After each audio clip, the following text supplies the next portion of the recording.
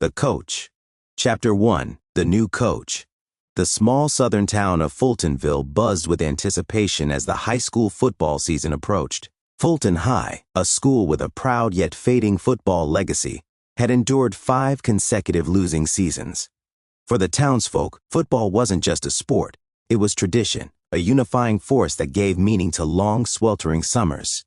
This year, however, the winds of change blew across Fulton High. A new coach had been hired. Coach Nathaniel Thompson, a man with an impeccable record and a reputation for turning losing teams into champions, had arrived under a cloud of mystery. No one knew much about him beyond his accolades, and his calm, almost unnervingly composed demeanor only deepened the intrigue. The first practice set the tone for what was to come. Jamal J. Bennett stood on the edge of the field, adjusting his cleats as he eyed the other players. At 17, Jay was the team's star quarterback, though the pressure weighed heavy on his shoulders. His mother, Mrs. LaVon Bennett, always reminded him, "Football is temporary, but your future isn't." Yet for Jay, the game was his way out of Fultonville, a chance to escape the limitations of a small-town life. "All right, let's get this done." Coach Thompson's voice cut through the chatter like a knife. Jay looked up. The man was tall and broad-shouldered, his dark skin smooth under the glaring sun.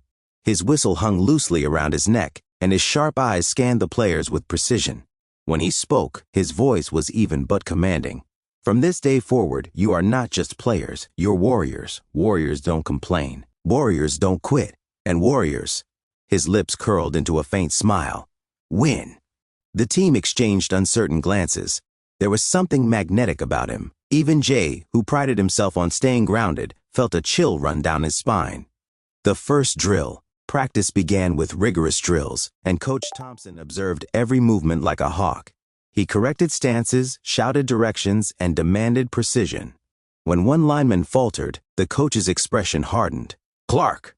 he barked. Darius D. Clark, the team's defensive lineman, froze mid-step. A towering figure with a natural inclination to protect those around him, Darius rarely found himself rattled. But something about the way the coach's eyes locked onto his made his stomach tighten. "You call that effort? You're a brick wall, not a revolving door." Again, Darius nodded silently and positioned himself. The coach's tone carried no malice, only a quiet intensity that made defiance impossible. Nearby, Tammy Wilson watched from the sidelines, running sprints with the receivers.